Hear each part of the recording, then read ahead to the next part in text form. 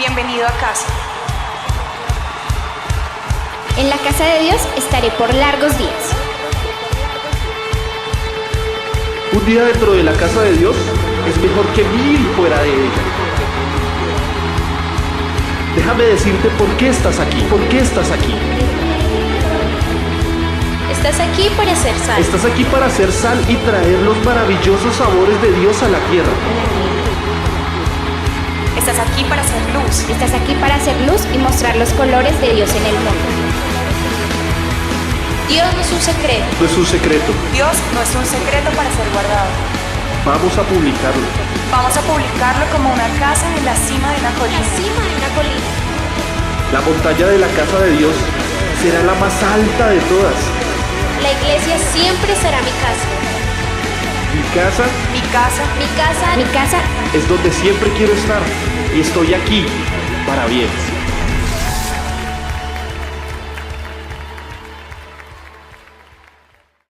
Dios bendiga a los hermanos de estas plataformas digitales donde estamos sintonizándonos.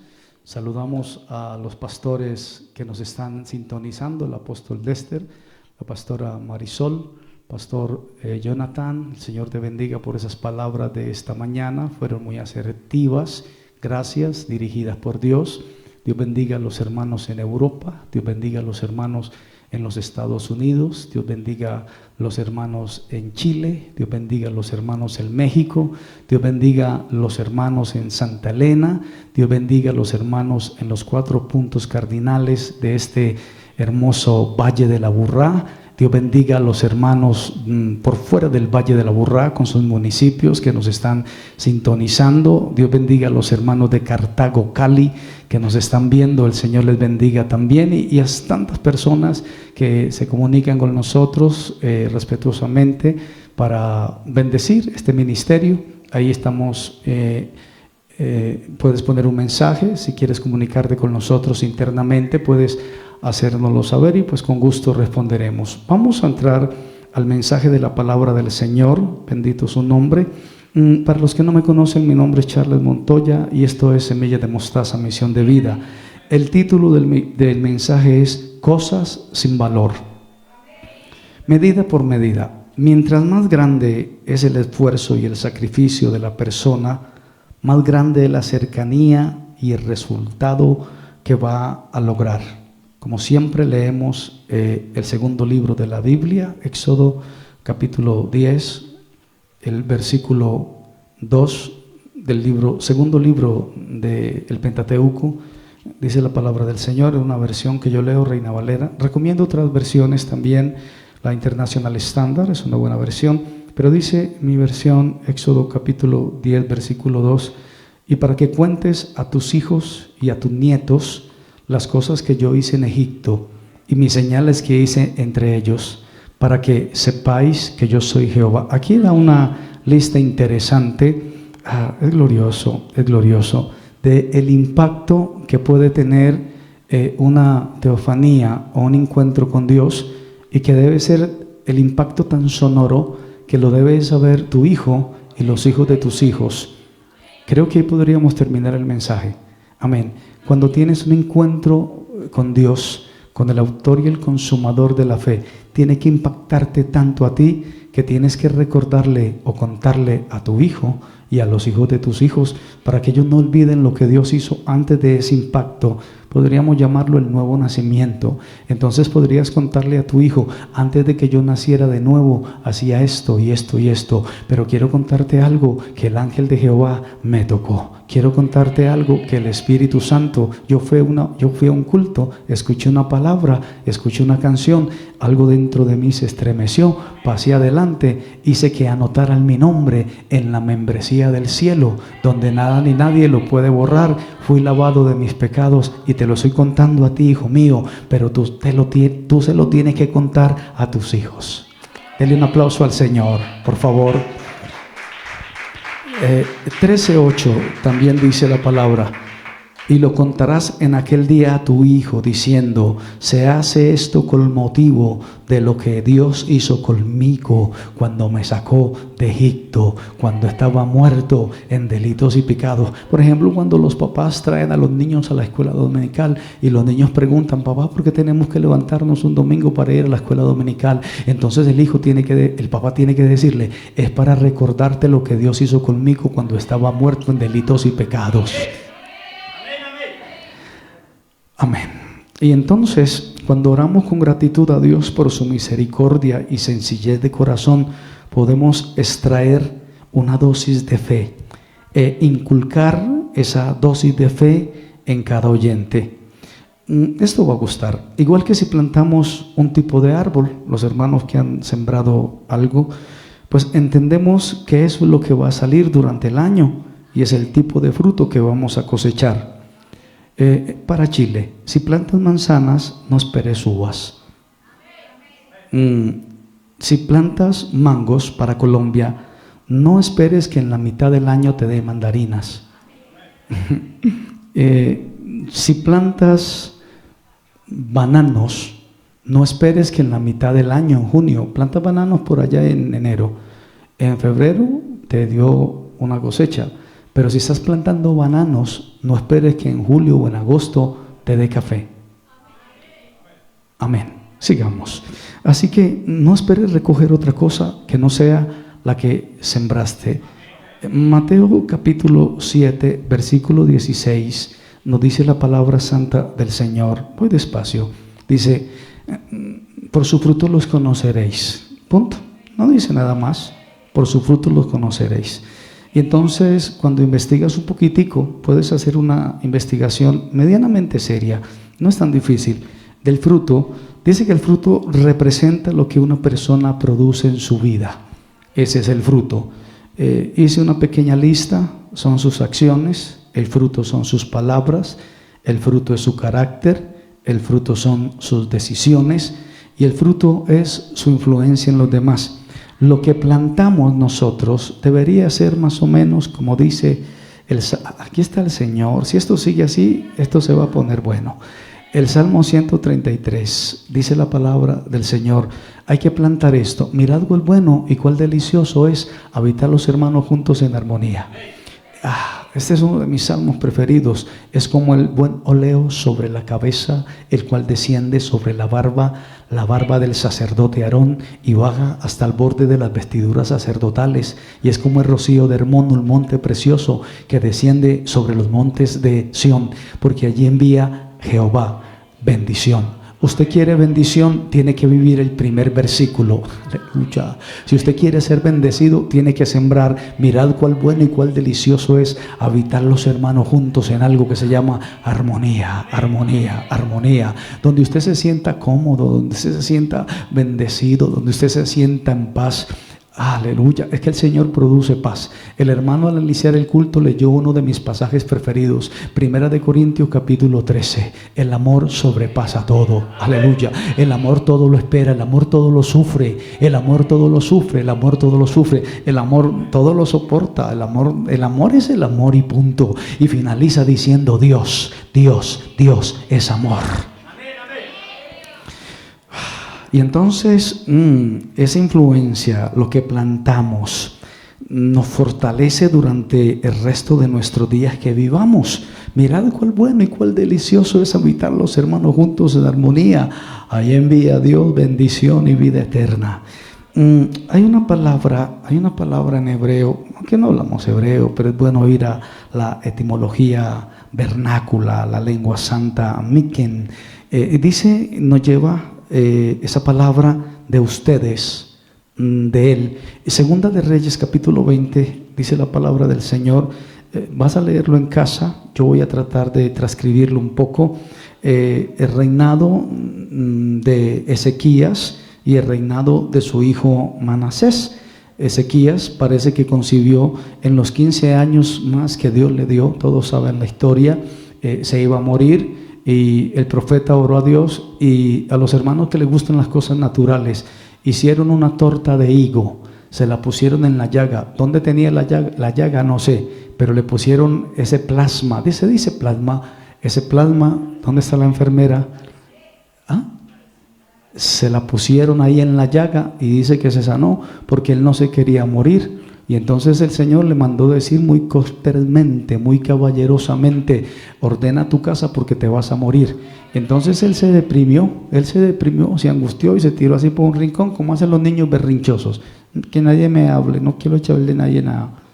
Entonces Dios le dijo: oye, ¿qué es lo que quieres? Y él dijo: pues quiero vivir un poco más. Entonces el Señor dijo: pues sí, démosle 15 años más. Y le regaló 15 años más de vida. En esos 15 años más de vida, bueno, voy a terminar de contarle la historia. Ok, aleluya. Entonces Manasés, hijo de Ezequías, lo encuentras por ahí, reinado Manasés, en el capítulo 21. Los judíos generalmente nunca dan los capítulos ni los versículos. A mí me gusta para que los estudiantes de la palabra se alimenten más con esto. Podría leerlo del 20 al 11. Bendito el Señor. Manasés, nunca podemos olvidar ese nombre, Manasés, hijo de Ezequías. Manasés, dice las crónicas de la palabra del Señor, que fue tan malvado que hizo todos los pecados habidos y por haber. Dicen que inventaba las maldades, inventaba los pecados para hacerlos, y cuenta la historia alterna a la palabra, las crónicas hebreas, que a tal punto que vio su padre, parece que se le permitió ver en una visión lo que iba a ser Manasés, el grado de maldad que iba a traer al pueblo. Y entonces Ezequías no se quería casar con Elzibá. Elzibá es la mamá de Manasés. Lo tienes en el versículo 1 del capítulo 21. Elzibá, una mujer interesante, él se casó, no se quería casar. Parece que el profeta Isaías fue y le dijo: ¿por qué detienes tú lo que Dios quiere hacer? Cásate con ella. Pero él dijo: me mostraron que mi hijo Manasés va a ser peor que Chucky. Y dijo: pues no importa, cásate, es la orden que te estamos dando. Y Elzibá es un nombre dulce, dice la traducción: mi deleite está en ella. ¡Wow! Bendito el Señor. Imagínate lo que decía o significaba el nombre de la mamá de Manasés, el Chucky de esa época. Amén. El muñeco diabólico de esa época. Le estoy poniendo un poco de folclorismo para que calculen la magnitud de la maldad de Manasés.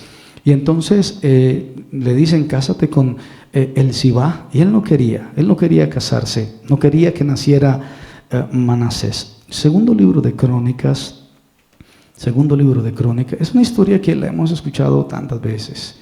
Los hermanos se la saben de memoria, sale en YouTube, sale en una cantidad de escritos, pero a mí me gusta a veces leerle a la iglesia lo que dice el Señor y cómo tenemos que vivir de acuerdo a lo que el Señor nos muestra.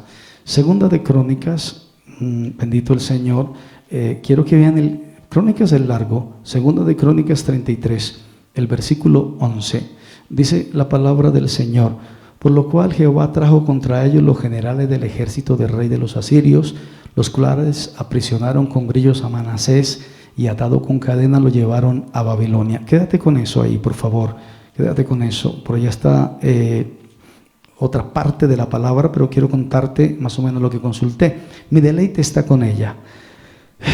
Manasés, a pesar de ser tan malo, dice que oró a Dios y que su oración también fue oída. Y dice la Biblia, estas cosas están escritas en las palabras de los videntes. Cuentan las narraciones de los videntes de Israel que Ezequías vio como Manasés se iba a perder más y más y más y más. Y estaba preocupado por lo que iba a pasar con este hombre, con su hijo, lo que iba a salir de sus entrañas. Y estaba preguntando qué iba a hacer él y cómo podría hacer él para detener esa tragedia que iba a venir en contra de la vida del pueblo de Israel. Él no quería eso para el pueblo de Israel, pero Dios tenía el tema en sus manos. Así que Ezequías una noche se encontraba con su hijo, que se llamaba, como estamos diciendo, Manasés. Segunda de Crónicas, el capítulo 32, estamos ahí, Segunda de Crónicas 32. Por allá hay una historia interesante que parece como injertada en la narrativa y no encaja mucho, pero lo voy a contar como fue mi consulta. Dice entonces que una noche, voy a decirlo, la noche del Seder, la noche del Pesaj, estaban sacando todo lo que sobraba y este hombre, el rey, se acostó a dormir, Ezequías.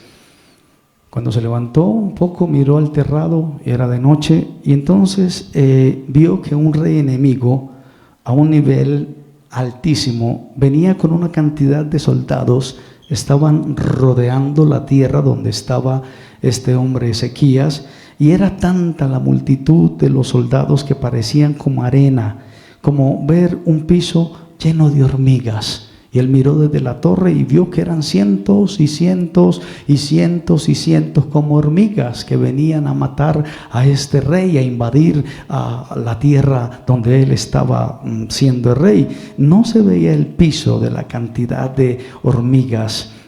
Así se veía frente a Jerusalén, una cantidad de soldados que estaban rodeando a Jerusalén para atacarla, y el rey salió a su terraza y vio la situación, vio lo que estaba pasando, la cantidad de soldados que había. Dice la historia que miró al cielo y dijo, Kachusabu Kakbudhu. Es una frase en hebrea, me imagino que me van a masacrar los judíos por decirla, pero la traducción es: encárgate por favor de ellos, yo me vuelvo a dormir.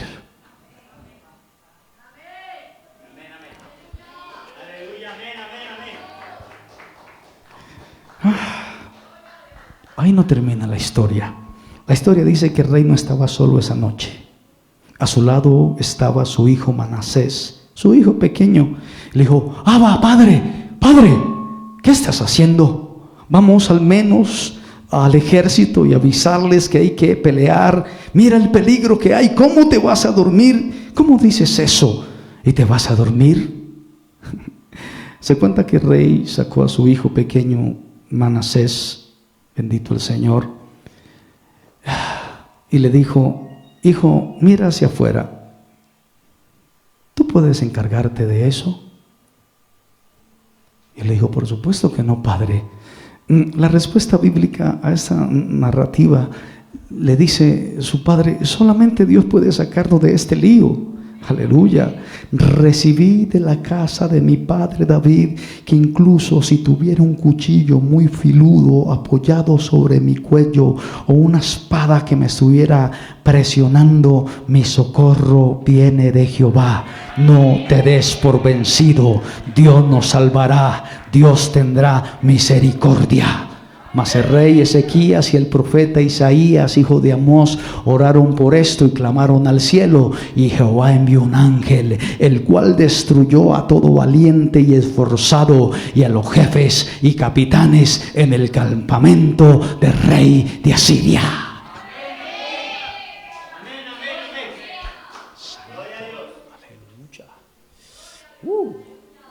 Y uno dice: wow.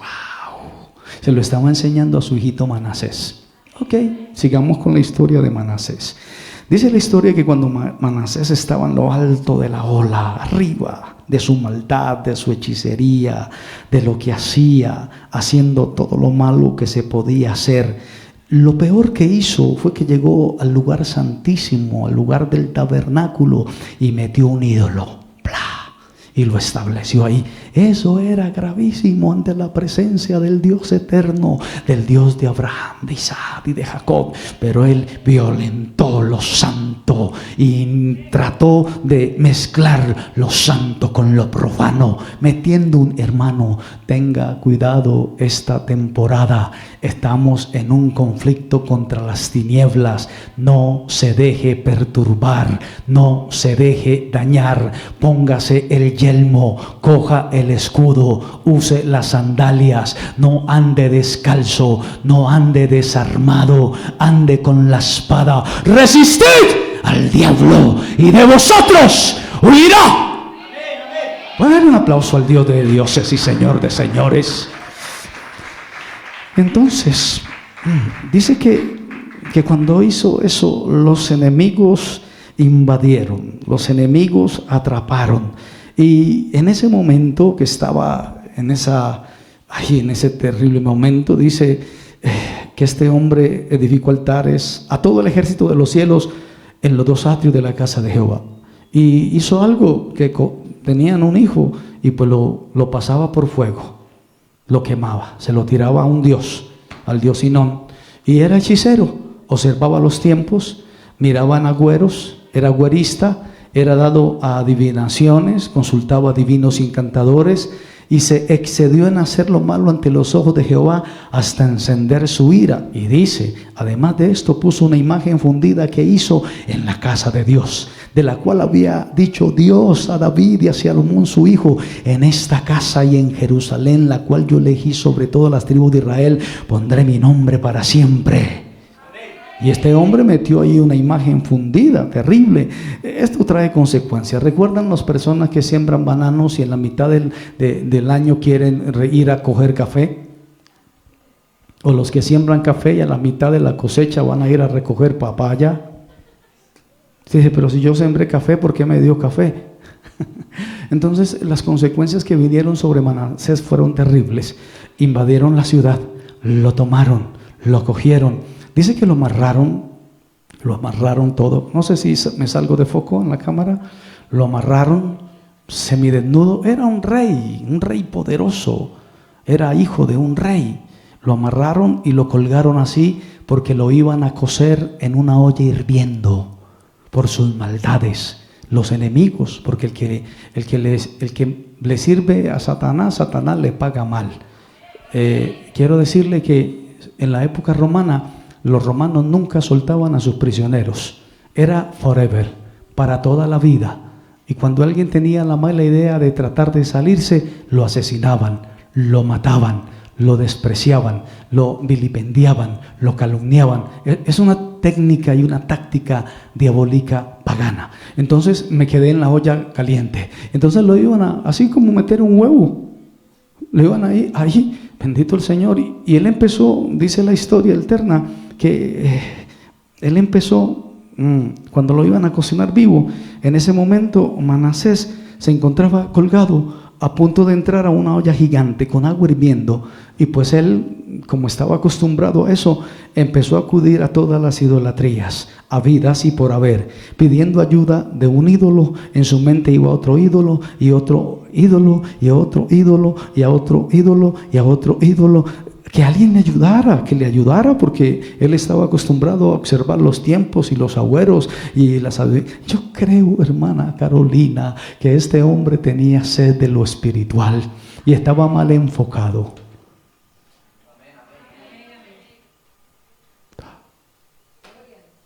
Y entonces él empezó a buscar a sus deidades. Las miraba de un lado a otro y ninguna deidad respondía. Salmo 115. Ellos tienen ojos pero no ven, tienen oídos pero no oyen, tienen boca pero no hablan, tienen manos mas no palpan, tienen pies pero no caminan, y semejantes a ellos son los que le invocan. Pero nuestro Dios está en los cielos. Por eso yo siempre digo, amada iglesia, los muertos no alaban a Dios. Por eso nosotros venimos a alabar a Dios en espíritu y en verdad, porque tales adoradores busca el Padre que le adoren en espíritu y en verdad. Y donde hay 2 o 3 congregados en su nombre, Él está allí en medio de ellos, derramando el Espíritu Santo, moviéndose poderosamente. A su nombre sea la gloria. Sigamos. Entonces Manasés estaba allí preguntando. Era un momento de apuro. Era sí o sí. Y entonces fue allá y fue acá y fue acá. No voy a herir susceptibilidades porque estamos en una temporada absolutamente sensible, pero hay dos. El Sagrado Corazón de Jesús y el Divino Niño. Ninguno de los dos. Y la Virgen de Tocha. Ninguno de los 3 le pudieron solucionar el problema a Manasés. Entonces Manasés, en ese momento, ya cuando su cara estaba vaporizada, ya cuando estaba cerquitita al baño turco que lo iban a cocinar como un huevo, se acordó de esa noche con su padre.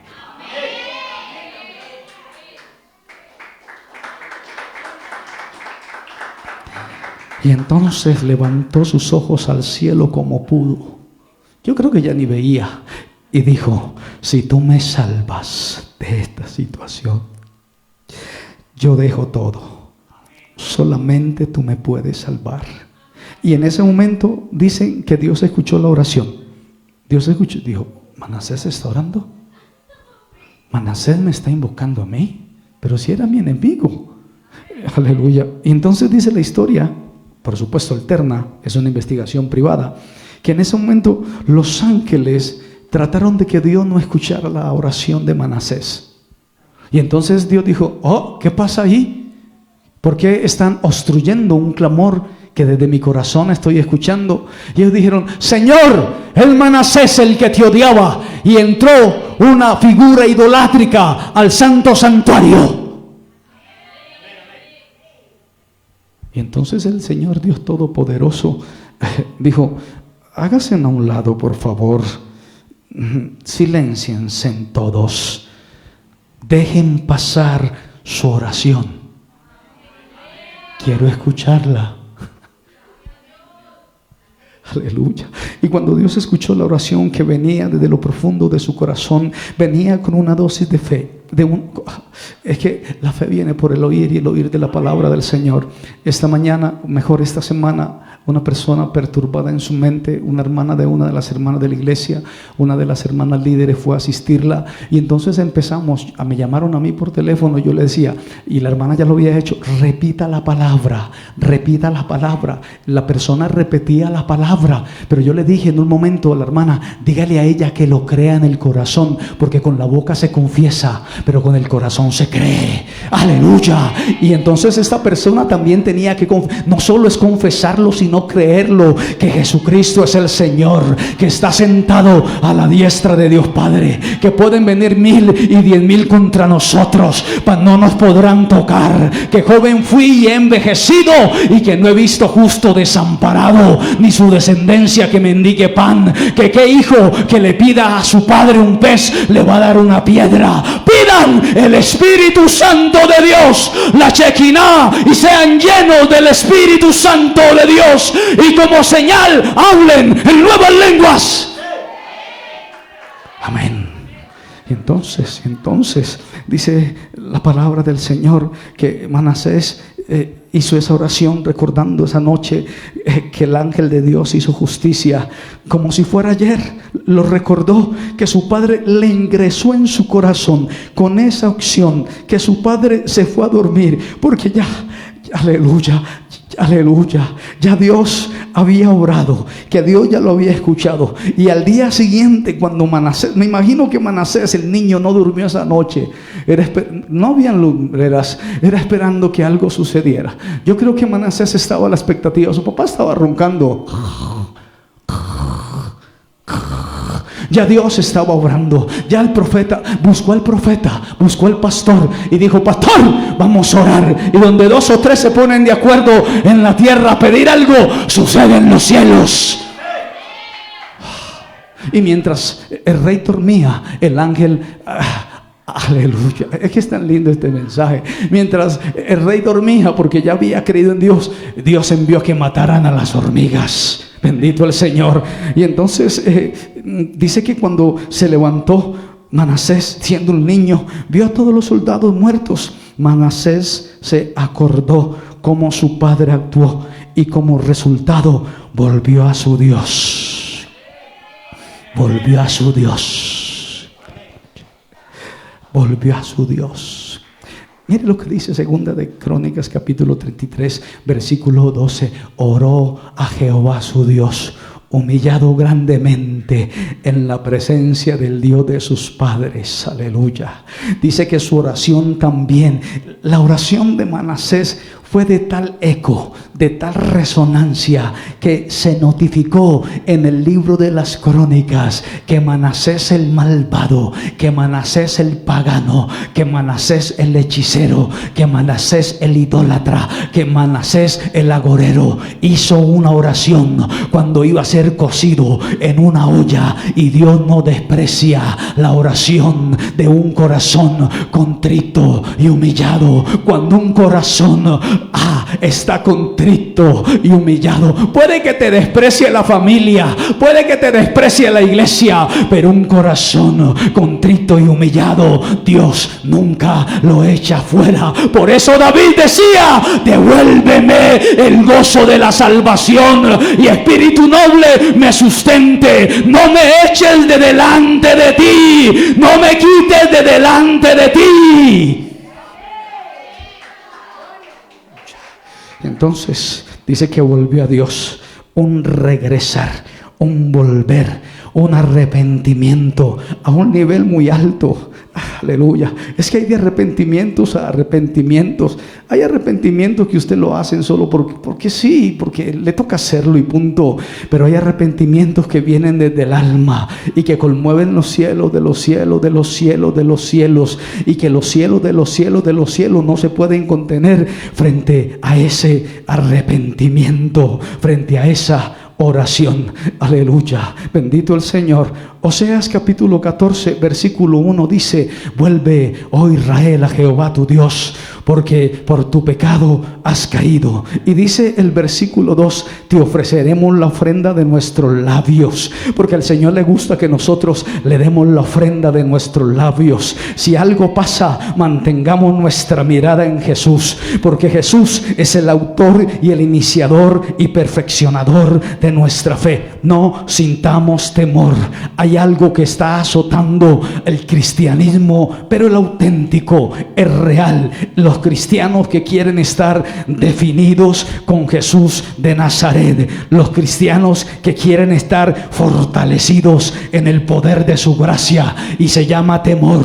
Pero primera de Juan capítulo 4 versículo 18 dice: en el amor no hay temor, sino que el perfecto amor echa fuera el temor, porque el temor lleva en sí castigo, de donde el que teme no ha sido perfeccionado en el amor. No temáis, manada pequeña, a vuestro Padre os ha placido entregaos el reino. Nosotros somos reyes, sacerdotes, linaje escogido, nación santa, pueblo adquirido por Dios, redimidos, una casta que se necesita para brillar, una casta que se necesita para implantar la semilla de la fe a esta generación y a las generaciones que vienen. Enseñemos que Jesucristo es el autor y el consumador de la fe. Pedro, ¿por qué dudas? Levántate, camina sobre el mar, no te vas a hundir. El maestro te dijo que avanzaras. Si el maestro te dice avanza, no te detengas.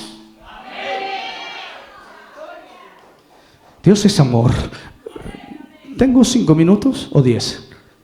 5. Dios es amor.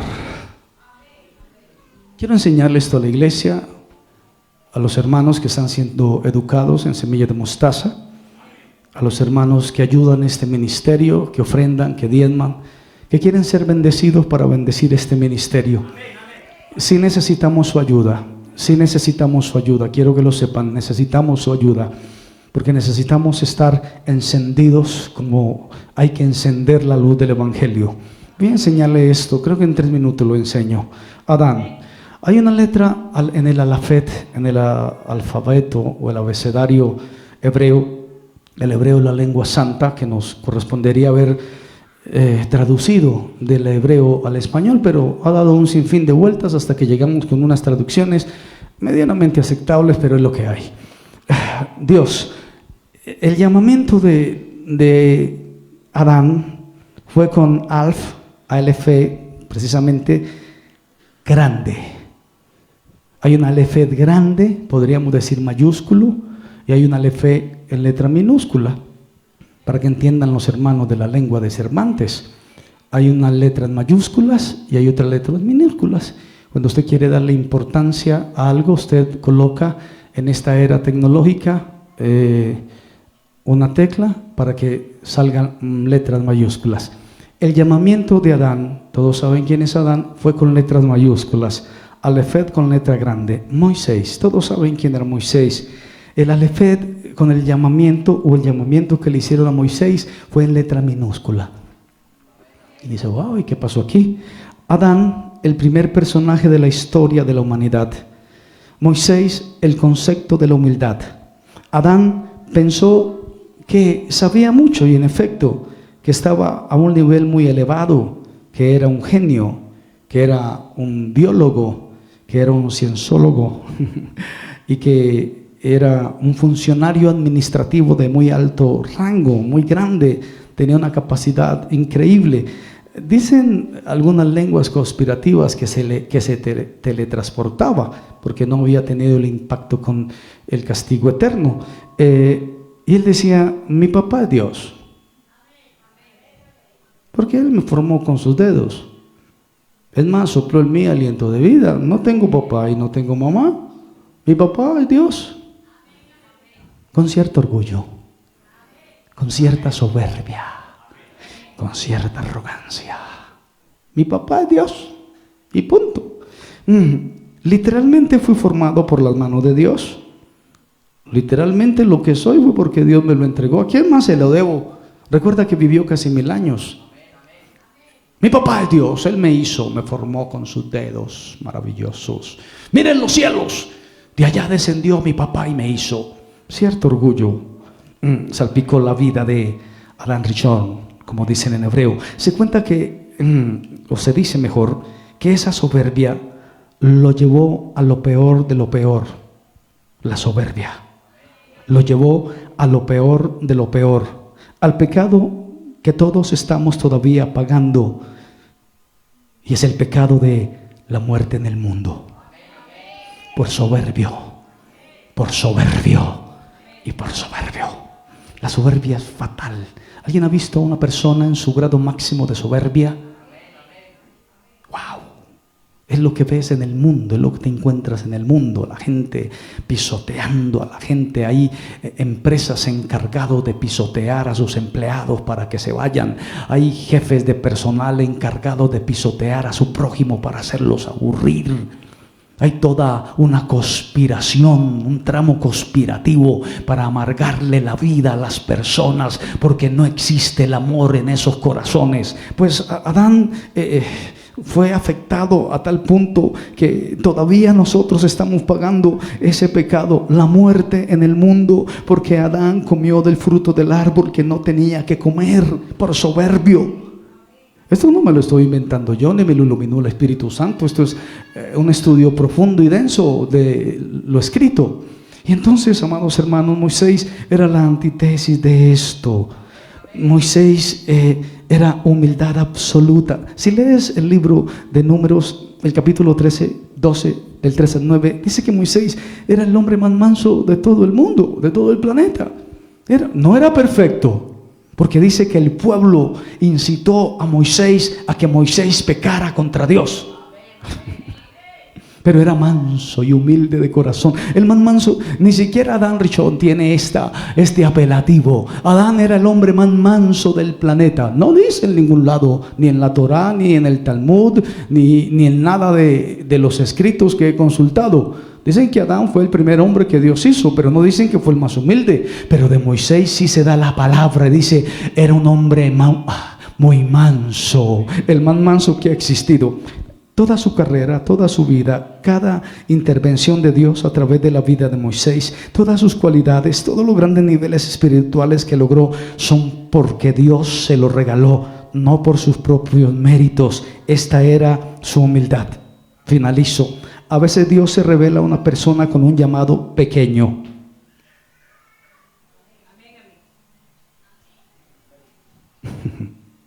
Por supuesto que no se entiende.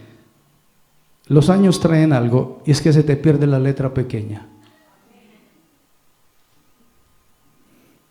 Solo necesitas esto para ver la letra pequeña. Y Dios es experto a veces en escribir con letra pequeña. Y el llamado es pequeño. Pero uno tiene que saber que Dios, y en esa pequeñez, en esa persona con ese llamado pequeño, Él es el dueño del mundo, pero le gusta revelarse así. Aleluya. A Dios le gustan las pequeñeces. Finalizo. A Dios le gustan las pequeñeces.